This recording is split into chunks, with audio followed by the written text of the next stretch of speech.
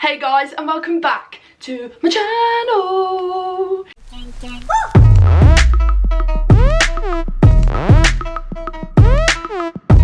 So you might be thinking, Molly, are you in the tropical islands? Have you gone somewhere else? No, this is my new YouTube studio. Yep, I've got neon lights, I've got toucans and all this craziness going on behind me. I will be doing a room tour really soon, but some things just need to be tweaked. Come on, Dad. But this video is going to be about comments every student with ADHD hears from their teachers. I think there's about 9, I'm not sure, but I'm going to try and do this video snappy because, you know, it's the 1st of December, so happy Christmas month, guys. So yeah, let's just get going to the video. But first, if you could smash me a big thumbs up down below and subscribe to my channel, I'd really appreciate that. And let's just get going. So, you know, good old Molly, I've got to get it off my phone because I've read it in my notes, and if I don't, I'll be talking a load of beep, so bear with me. So, for number 1, it has to be, if you tried harder, you could achieve better grades. Well, Mrs. I don't know what your name, Mr. whatever your bloody name is, if you tried harder to actually understand us, maybe you'd know that I am trying my best, but I have my own personal challenges in the classroom. So who's the idiot here? Not me, you're the teacher. You should kind of know that I'm gonna be struggling. So what teachers need to start kind of understanding is, in the environment of a classroom in school, there is so many things that could distract us, and if you don't know a lot about ADHD, we find it hard to focus on things that just don't interest us. And school, there are many subjects that we just don't want to do, we don't blend with, we aren't interested in. If you find us not focusing and engaging in classwork, maybe it's because we aren't doing well in your class, as in we find the subjects difficult, or that subject is just not something we're interested in. We are trying as hard as possible, but our brains are wired differently. We aren't doing it to get at you, we aren't doing it to make you feel like you're a crap teacher. No, hold back. It's not all about you, my darling. No, you need to start realising that actually kids with ADHD, adults with ADHD generally struggle to maintain focus on things that they're not interested in. We can't help it, darling, if we're not interested in your bloody lesson. Like, I'm sorry, but we're just not interested in how to bloody dissect a frog. So if you're a teacher and you're finding that you've got students with ADHD that just are not engaging, or you can't make them kind of engage or enjoy your lessons, I would thoroughly suggest changing your teaching methods towards those students. Sometimes being aggressive, as in passive aggressive with the way you speak, raising your voice, can just trigger our ADHD emotions, and they can become very overwhelming. We aren't sure how to regulate our emotions, and bam, we explode like a volcano. Trying to learn new teaching strategies, styles, methods could be very beneficial to students with ADHD, so I suggest you take a look. So for number 2, it's kind of the same.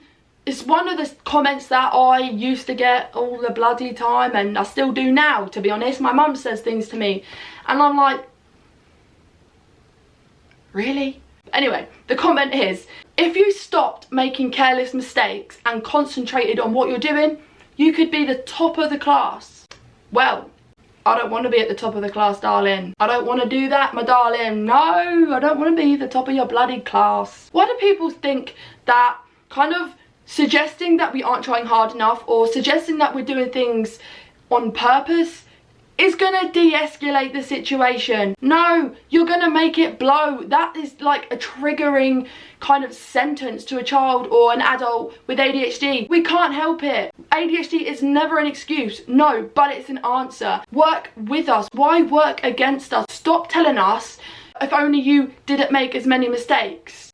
What? Every child makes mistakes, okay? Every student is there to learn. So isn't learning a part of growing anyway? And education is kind of a place, it's the safest place for you to learn and to make mistakes. So why are you not allowing us to make mistakes? Now, to me, those comments, like that one I've just said, making mistakes, blah blah blah, that is segregating us from the class. just because we have ADHD, that doesn't mean we make more mistakes. There's children in the class that don't have ADHD that still make mistakes. So why is it because we have ADHD that they're kind of saying that more flippantly to us?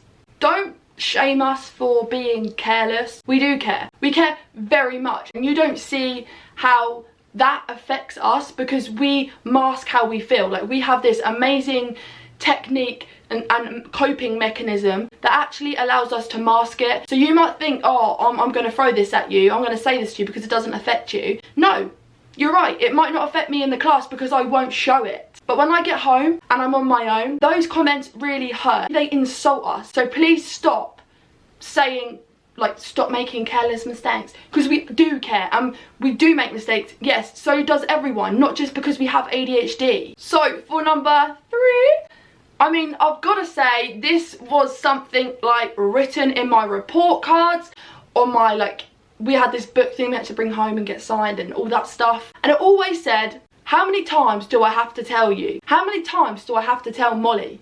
You tell me too much because you're bloody getting on my nerves, miss. I mean, I'm going to answer honestly, and the answer is, you're going to have to tell us over and over and over and over and over and over again, okay? Get used to it. You're going to have to do it. So when you have ADHD, right, AD, the beginning of that stands for attention deficit, which means we have trouble paying attention and listening to things other people find easy to listen to, okay? We can't follow, like, simple things because it just doesn't click in our brain because we have trouble focusing, okay?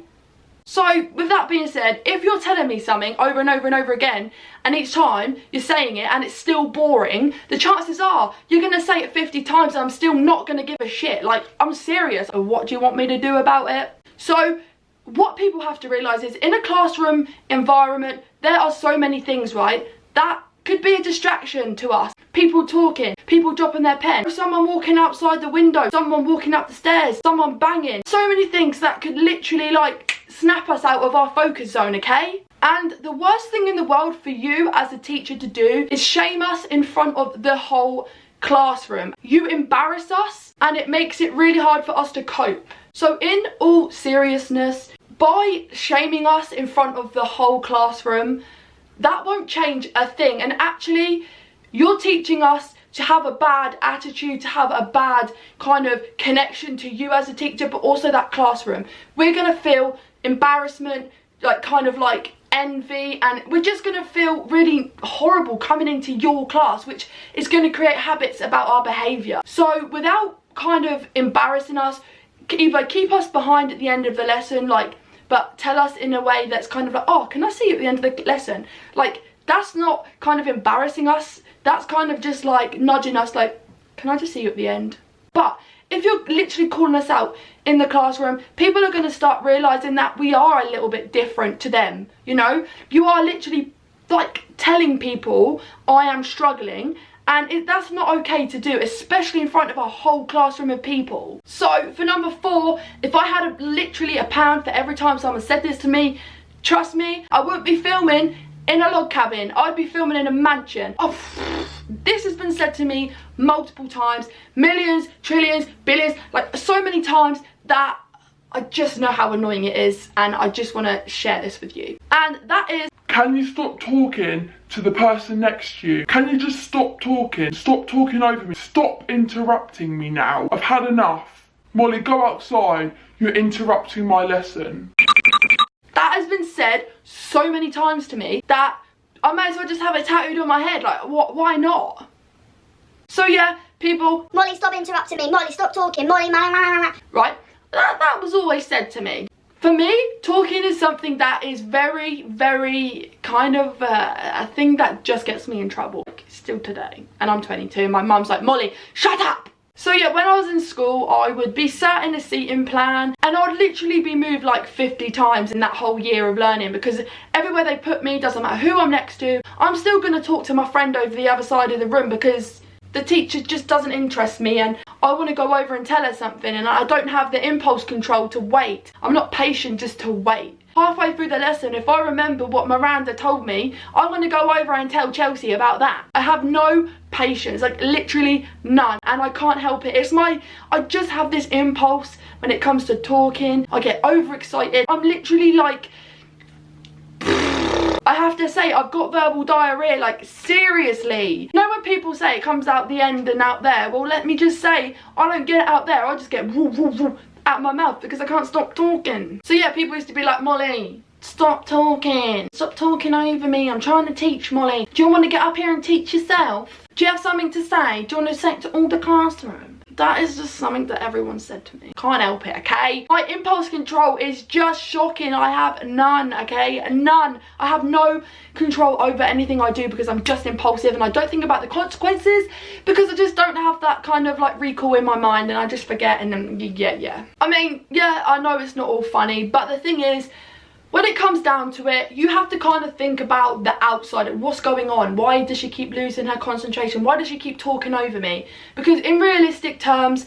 I'm probably losing focus or I'm struggling with the work you're setting or you're talking too fast and I can't keep up. You're not writing it on the board enough and I can't learn that way. I learn visually. So if it's not on the board and I can't keep going back to what you've said, then the chances are I'm struggling and I'm behind and I quite possibly could be asking the person next to me, sorry, what did she say? You know, there's some things that actually as teachers, it's your that's your responsibility to sort that out. And because I have ADHD, I might be medicated, yes, but that doesn't mean it's going to magically stop my ADHD and I'm going to be able to be an A-class student, because the chances are no. And it's okay. I just need someone to believe in me and give me the chance of actually succeeding. Let me succeed in my own way of learning, but help me get there. Again, this is something that still I'm rubbish at to this day. And like I say, I'm 22 and you might think like, wow, you need to get your life in order, Molly. Yeah, I know, I'm bloody trying, alright? But yeah, number 5 is, why do you keep forgetting your homework? Why can't you remember I set this homework 2 weeks ago? You had plenty of time to do it. So I'm just going to throw this out here and say the majority of people with ADHD do struggle with organisation and we do lack a lot of organisational skills. So a lot of us do struggle with organisation, and I'm not saying it's everyone because it's not, but there's always going to be a large handful of people that generally do forget a lot of stuff, and it's normal for people to forget things, okay? And I might do it more regularly than Percy over there, but my ADHD is just busy. My head is busy and homework is probably the last thing I want to do. I want to go home and go out with my friends and go play in the park. Or I want to tell my mum about, oh, it's Charlie's birthday on Saturday so I can sleep around her house. Like, things like that are just more important to me. Like any other child. But organising and remembering is an issue that as an ADHDer we do have. So maybe try visualisation or a homework book where the parents have to look in it every night. You know, there's more styles of getting things done. There's strategies to get things done, people. So for number 6. It is something, again, that the majority of us will have heard, and it's, you're so smart, you're not reaching the potential, you should be doing better in class. Alright, Margaret, I get ya, okay, I could be the top of the bloody class, but I'm not. So, how are we going to fix that? We're probably not. Come on, Margaret, are we going to fix this? So, I mean, like, what can we do here? But, like, again, seriously, when it comes to us ADHDers, we are smart. We do have a fast, quick brain, and yes, we could really, you know, reach our potential, but we do have something that is a barrier, and that is ADHD. You know, yes, there's some real great things about ADHD, but also being in an environment like the school or college, university, it kind of brings out the worst traits of ADHD for us. They are literally our worst enemy because they don't work with us, they always work against us. Like, never do they ever work with us. In a world, right, full of kind of normal people, ADHDers are classed as a different and weird and kind of just naughty, I suppose, and whatever else the name of ADHD brings to mind, the stigma. Let me just say, scrap that, because actually it's not us, it's the environment of school, the educational departments, the colleges. It's actually like the teachers as well. So why literally, right, allow us to fail in a school, in an environment where basically it's not set for us. We are not meant to be a part of the educational system. We aren't even thought about as a possibility of success. We are literally like, oh yeah, make up the numbers. Because if you read all of the like educational department, like, oh, what we do, what we aim for, what our schools are, there is no option other than comprehensive grammar school or other certain schools like private school. There's no like forest school or kind of like schools that would absolutely accommodate children with ADHD, okay? There is none. So when you think about it, no, you're not reaching our potential. You're not allowing us to reach our potential. You aren't giving me the environment to succeed in. You are literally allowing me to fail, darling. Like, it's not me, it's you. The educational system is failing us, and I mean, I just mean whoever the secretary of like, or the minister of education, they need to like pull their socks up and actually start doing a good job, because why are they allowing students to fail? Like, I just don't understand. They're innocent kids and they are put in this school where everyone is just meant to learn the same way. I mean, if a minister of education cannot simply see that not every child learns the same, why the hell is he the minister of education? Like, why? Why don't we accommodate children with ADHD more at school so that when they are older, they know that their differences are only different abilities? It's not like you can't be a manager because you have ADHD, or you can't be a lawyer because you have ADHD. You over there can't be a doctor because you have ADHD. No, no, no, no. We're getting that wrong. We should say, do you know what? You'd be a fantastic doctor because you have ADHD. You'd be an incredible lawyer because you have ADHD. Oh, and you there, Tom. You would be an incredible astronaut because you have ADHD. Why are we not encouraging kids? We are literally failing them. I swear even the Vikings would be looking at us and saying, mate, your educational system's well outdated. Like, was it drawn on the cave walls? Nah. Bit later than that, my darling. No. You're not giving us your potential. Like, you're teaching us in a way that we just don't learn. So actually, it's not me, it's you. You need to learn to teach in a way that I learn. I'm sorry, my potential is not being met because you're not giving me a chance. Number 7 is, can you stop fidgeting? Why do you have to keep moving your pencil? Why can't you just sit still and listen like the other students? Like, just sit still. Some people cannot physically sit down in assemblies and be okay with sitting down without fidgeting. Like, why was I in trouble for trying to calm myself down, as in a panic attack? I was going to have a meltdown. But because I was undiagnosed, I've got to give these teachers their due, that actually they didn't know that I had ADHD at that time. But they were always flippantly saying like, oh, did you take your medication today? Do you have ADHD? You need to be tested. They obviously knew that there was something not quite right with my behaviour, but again, I was still let down by the system. So yeah, basically, kids can't help it. If they have ADHD and they are fidgeting, making a humming noise, and fidgeting is a way of us ADHD is kind of comforting ourselves, but also we have this a massive bit of energy, and sometimes it's just like just moving our legs or going. It's a way of us releasing some of that energy. But like I said, the current like situation with the educational system, it's not designed for children with ADHD or autism, Asperger's, ODD, PDA. Just if you have any behavioural, social, emotional behaviour, mental health like challenges, mainstream school or actually any educational system is not designed for us guys. It is designed for people that will just sit down on chairs and they can easily read a book, they can be quiet, they can follow the rules, and they won't argue and they won't say anything back. You know, they are not designed for children with social, emotional, mental, you know, illnesses or challenges.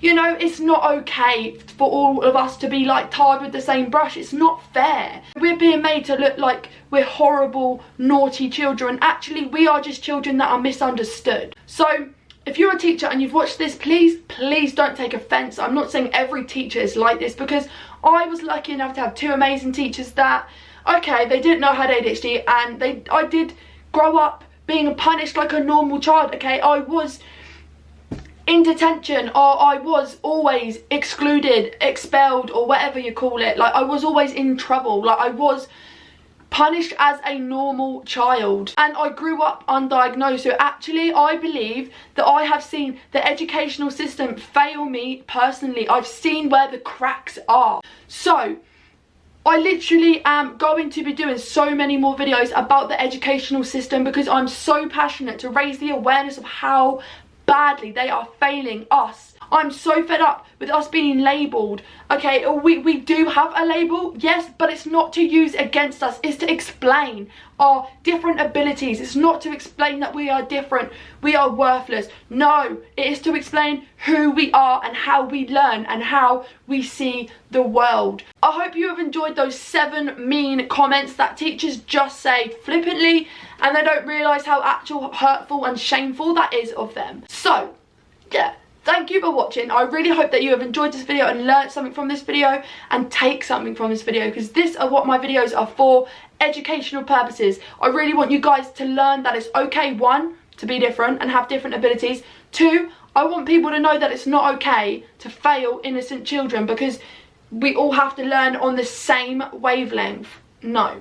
So if you are learning things, please comment down below and let me know what other subjects you want me to talk about. And subscribe down to my YouTube channel. Tell me if you like my wallpaper as well. Like, yeah. The next one, bye.